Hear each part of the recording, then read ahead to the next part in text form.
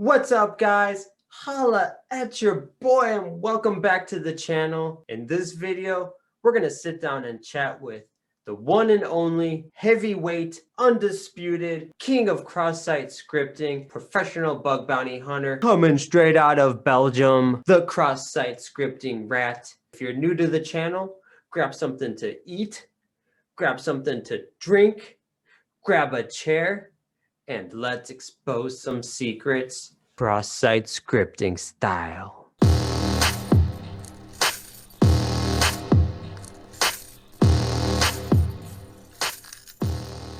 Welcome to the channel, my friend. For the viewers out there who may not be familiar with who you are, can you share with us a little bit about yourself and how you became the cross-site scripting rat? Thanks for having me. So first of all, it all started when I wanted to become a hacker, of course.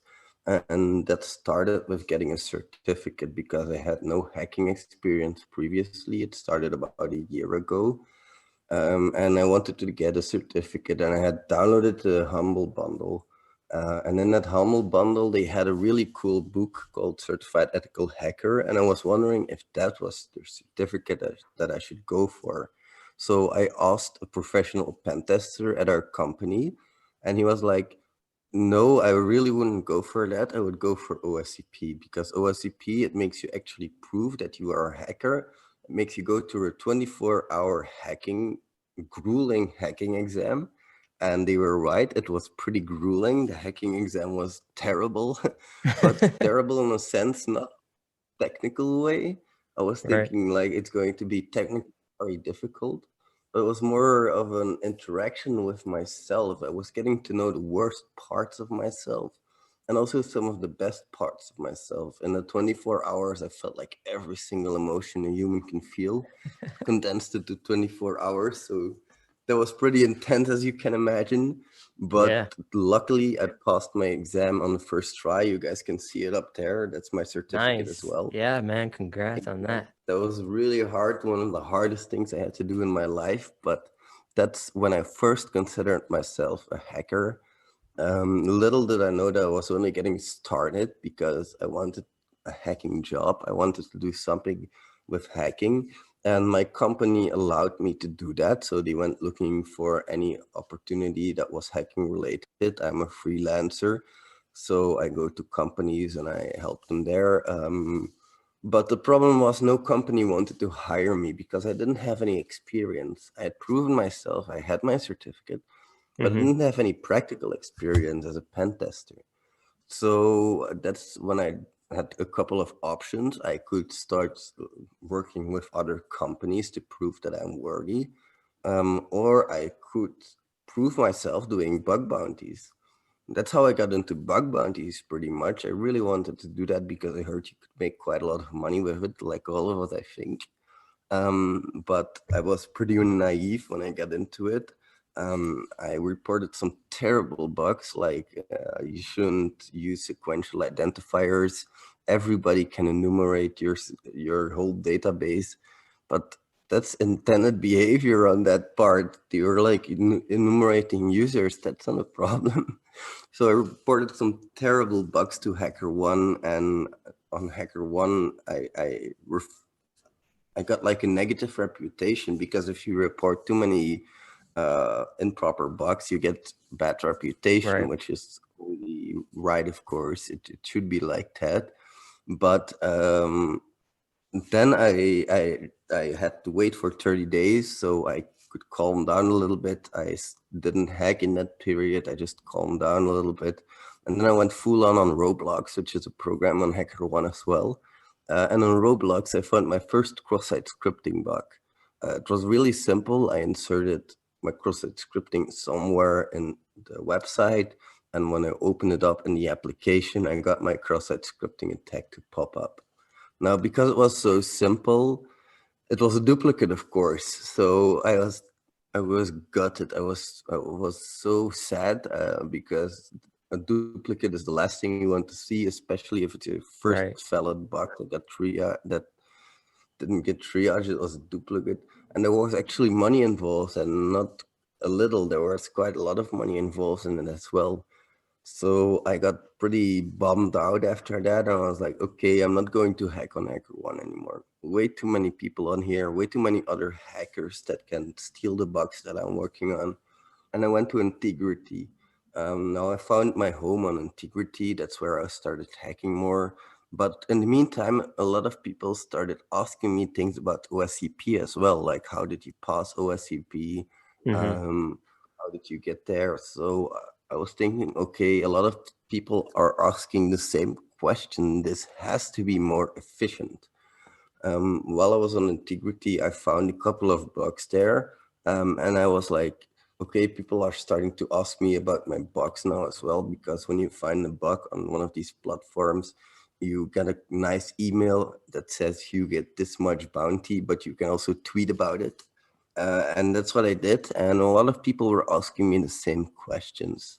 So I was like, why not just start a YouTube channel as well? Why not just start explaining people what I'm doing and how I'm doing it? And that's how I basically started all of this. And it's been a wild ride up to now, pretty much roller coaster that's only going straight up because my subscriber count keeps growing. My followers on Twitter keep growing. It's freaking insane. I can't put any other words. We're all about sharing secrets here. Let's expose some, man. How do you approach a scope when hunting for cross-site scripting? That's a really interesting question because cross-site scripting, for me, it happens in two contexts. And I think for everybody, it happens in two contexts, but nobody realizes this. A lot of cross-site scripting tutorials I see, they only talk about the HTML injection context. And that's a very valid context to investigate. But if everybody is investigating the same thing, we're all going to find the same issues. What I would like to do is focus on a JavaScript context. So I take a very narrow scope program that basically only has a main application, and I go through the entire JavaScript. If I really like to look for JavaScript bugs, that's what really helps me, reading that JavaScript file. You like to hack on a small scope project when looking for JavaScript bugs? Exactly, because cross-site scripting, in my opinion, is a pure JavaScript bug. And the reason I like to do very narrow scopes is because I don't have to do a lot of subdomain enumeration first. I can just go look at a JavaScript file, which I'm sure quite a lot of hackers have skipped reading through. They might have run their tools on that JavaScript file, but not a lot of people take the effort of actually reading it. And that's how you find a lot of cross-site scripting bugs, in my opinion. Make sure that it's pretty narrow, that you don't have to read all of those JavaScript files, because if you take a very broad scope, of course, you might find a lot of JavaScript files. That's also a route that you can take. Now, a route that you can take as well is just go for very broad scopes and make sure that you are the one that detects that one server that nobody else has detected before, that has JavaScript files on them, that nobody's read before, that nobody's ran their tools on before. But that means that you have to go very deep in your subdomain enumeration. And I'm just not the kind of guy. I like to take it very, very narrow, not very technical, very functional. Now, do you use any automated scanning to help you out, or do you open up a scope and then you read it manually looking for like a document dot write or a parameter that's injectable? I really don't like tools. And the reason I don't like tools is if we are all running the same tools, we'll all find the same bugs. But I've written some of my own tools that look for parameters because there was quite a lot of work that could be done on the tools that are available there. I've written my own tools that look for parameters, and that's made things a lot easier. Now, recently, I've stopped hunting for JavaScript for cross-site scripting bugs on paid programs, and I've shifted my focus more to the vulnerability disclosure programs. There's also things like Sony. There's things like the Dutch government. If you hack them, you get a free T-shirt. So it's really cool to gather like 20 t-shirts from the same company.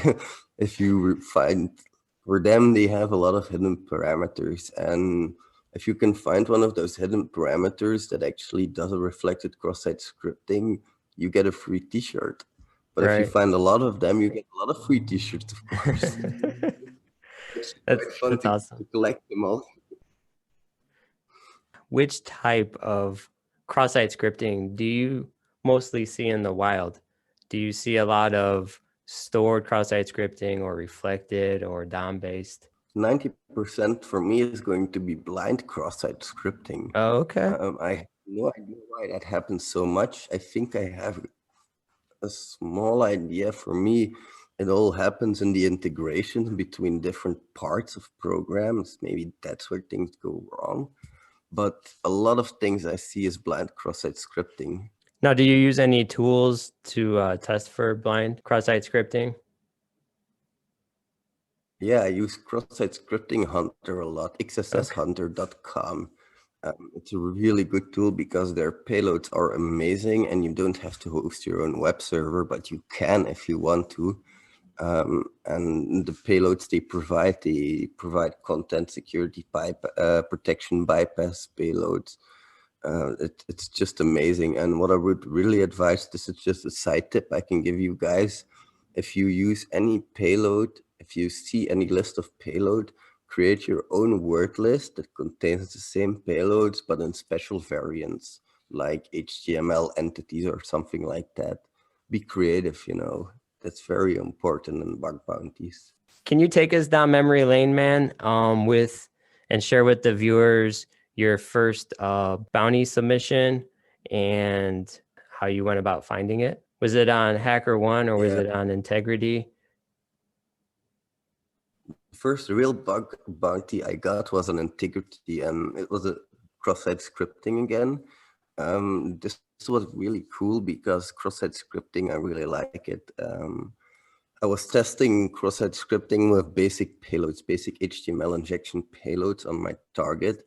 I was testing them everywhere that I could find. And that's a tip I can give you guys as well. Every single field that you can find, try cross-site scripting in there. You have nothing to lose. So I found this functionality that was hidden pretty deep within the website, and I don't know if they added it later on or if it just wasn't available when most hackers were testing it. I have no clue, but it was hidden pretty well. And it turned out that it was storing data into a HTML table. Now, for those of you who know cross-site scripting, HTML table headers, they're often vulnerable to cross-site scripting attacks. And this one happened to be vulnerable. So when I got that pop-up, of course, I was ecstatic. I'm like, oh yeah, baby, let's report this. Got my first real bug. And of course, I had some issues before with my duplicate. But this one, I was like, this was so deeply hidden. This target is existed for so long. It's impossible that this is a duplicate. And I Wow. reported it. And of course, then the dreaded wait began. Of course, they're not going to triage it immediately, so you have to wait. And for me, it was quite long because it was before a weekend, so I had to wait at least 2 more days before I even knew what was going on. And of course, it was late on that Monday that I got my first email. Status has changed, and I was like, oh, it's probably informative or duplicate or Yeah. accepted or whatever. But no, it was actually triaged, and I was like, yeah, baby, let's go again. Really, really happy. I'm getting my first real money, but it took quite a long time before they actually went through the bug, of course. That's what, like, I was really happy for the first few days, but after a while I was like, when are they finally going to solve this issue? When are they finally going to do something about it? And it took like maybe 2 months before I got that bounty. And in the meantime, I already found some other vulnerabilities that actually got paid, some broken access control vulnerabilities. And of course, you still get happy every time you get paid. Every single bug bounty you get, you're like, yeah, that's cool. Now, do you mind sharing what your typical bounty looks like when you submit cross-site scripting? It's mostly I had one for 500 euros. I had one for €0, and that's a pretty interesting story. If you want, I can tell that one as well. Yeah, And then why did you get 0 on that one? I thought it was a really cool vulnerability. So it started out as a self-cross-site scripting. Okay. And the self-cross-site scripting, what I was able to do was like, there were two web application filters, and I was able to craft a string that contained, it was basically like this. So I started out like image source equals X on error alert, the Okay. basic attack string that everybody knows. But Right. then I noticed a lot of things filtered out, and I was left with some basic things. And then I started thinking, okay, these things are getting filtered out, like the less than sign is getting filtered out. How can I use that to my advantage? And on error was also getting filtered out. Like, Mm-hmm. how can I use this stuff to my advantage? And I got thinking, most web application filters, they only take one pass through to filter out things. So what I did was I inserted my less than sign into the on error, and I replaced the less than sign with the HTML entity equal ampersand LT point comma. And so you had your ampersand LT image source equals X on, and then a less than sign, error equals alert, but alert was also an A and then a less than sign and the alert. I did that because the web application filter would filter out those things, but you were left with the on error and you were left with the alert. So basically, I thought that was a really good bug, but it was a That's self creative. cross. Yeah. That was the worst part. Okay, how do I get the self cross-site scripting to be something more? Right. And I was able to find a CSRF vulnerability as well, because I was testing for that at the time as well, quite a lot. And I was able to find one. So I was like, okay, now it's not a self cross-site scripting anymore. I just crafted the payload with the CSRF. And unfortunately, it was a medium. It took like 7 or 8 months before I even got a response from the company. Oh, And they wow. marked it as an accepted risk. So that's why I got €0 on that one. Oh man, that's painful. So since then, I also mixed in some other vulnerability types that I look for. Of course, broken access control as one of the big ones, IDORs as well. Basically diversified myself a little bit. I like cross-site scripting, but the problem with cross-site scripting is that you have to be able to escalate your attack as well. It's not enough to just pop an alert, in my opinion. You have to be able to show impact for the company that you're testing for, and an alert is not going to be quite impactful. Do you have any disclosed write-ups that other bug bounty hunters can look at for reference and things like that? I don't, unfortunately, but I'm going to do some shameless self-promotion here now. I'm going to be releasing a course real soon, and in that course, there's going to be a virtual machine which contains websites that are completely based on the vulnerabilities that I found in real life. That's awesome, man. So that brings me into my next question, actually. Some hunters like to look for IDORs or open redirects or SQL or race conditions, things like that. Can you give the viewers what you would recommend focusing on as a beginner? What I'm trying to say is, are there any like entry-level bugs that a new hunter can go out there and find and do a write-up on, in your opinion? For sure. So you talked about spilling secrets before. Let's spill some real secrets here. This is how I hunt, guys. This is how I start hunting, because I like to do it. It's real simple. When I hunt, I choose a main application and I look for business application logic flaws. So it's real simple. I just go through my application, I click around, and I have burp open in the background. Real simple, real basic, not doing any hacking yet. The basic thing I do is insert some cross-site scripting attack vectors and some SSDI attack vectors into every input field that I find. Now I have Burp open because when I'm done clicking around the website, and I'm only done when I know every single functionality the website has to offer, I even look for manuals on Google about the website that I'm testing. This is very important. Now, when I'm done, I'll go through Burp, and in Burp, you can filter for all parameterized requests. And this is where it gets interesting for me, because if there's some basic parameters in there, like say, for example, you're testing a calendar website, a calendar application, and you open your calendar and there's a parameter called view type, and its type is equal to week or something like that. That's not interesting to me. I'll ignore that. But let's say you save your account, and when you save your account, you'll have some parameters in the request. Now, when you send that request, there might be extra parameters in the response. The response might say is admin equals false. Copy that value from the response and paste it into the request, change it to true, and send it again. Now, I'm sure not a lot of bug bounty hunters are doing this, but this has gotten me quite a lot of vulnerabilities yet. What you can also do, something stupid, a rating system, 1 to 5, like say you're rating a product 1 to 5 stars. Try messing with that parameter, guys. Try giving it a value of -1000. Maybe the server never accounted for minus that big numbers, and it might be dragging down the score of it completely. Like suddenly the score might be, instead of 1000, it might be 900, and the server might be completely messed up. That's a business logic vulnerability you have there. There are so many things you can test for by just messing with the parameters, by just playing around a little bit. You don't have to be an expert. And it really, for me, it really helps to have Burp Pro, of course, because I can save the sitemap and then I can go through the sitemap anytime later on.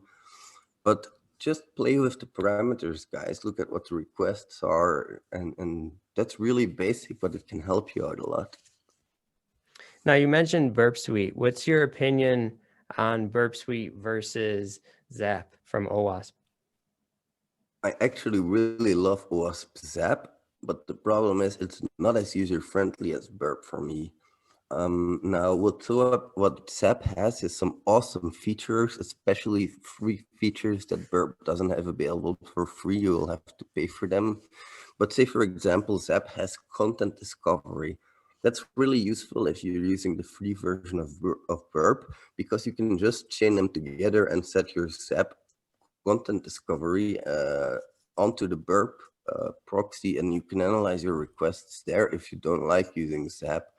But I highly advise you to try Zap. Any viewer out there, just try it and try working with it for at least a week. Now, if you want some advice on Zap, my good friend Secret Letters has made some amazing videos on that. I would highly advise you to watch them. But I am a just fan try of it Zap. out. Yeah, it's good, man. It's really good. A lot of people underestimate it because it's not as user friendly, but Yeah. when you actually get to know it, it's really good. I appreciate all that great advice. Where can viewers go to find you or find material on cross-site scripting? They can find me on YouTube at youtube.com/user/the XSS Rat. Link will be in the description below. And you can also find me on Twitter as the XSS Rat. That's pretty much it. If you guys want some really good cross-site scripting resources, you guys can go to the Portswigger Academy, because I think their cross-site scripting labs are on point. They're amazing. And if you want some practice, Integrity hosts some cross-site scripting challenges every month. That's some really good practice, and it will give you some ways to think outside of the box as well. If you can't solve them, that's not a problem. Just look at the write-ups later on and learn about cross-site scripting, because that's a really cool part. There are some really cool challenges out there, and I would highly advise you to just participate. And even if you're a complete noob and don't know anything, just try and later on read the write-ups, and you'll see where you went wrong. And next time you'll do better. Guarantee that. That's awesome advice. I appreciate it so much. I'm not trying to take up too much of your time, man. So Thanks for being on the channel, my friend. I encourage all the viewers out there to check out the cross-site scripting rat. Jump on Integrity, jump on his Discord, follow him on Twitter, and get plugged into the Bug Bounty community. It's a great place to learn and grow your skills as a hacker, and all that information will be in the description for you guys. I look forward to seeing you out there on the hunt, man, and I'll turn the final word over to my friend, the cross-site scripting rat. Thank you, everybody, for watching. Thank you, Mr. Secret Letters, for hosting me. You are a really good friend. Thanks for having me, man. See you later, bro.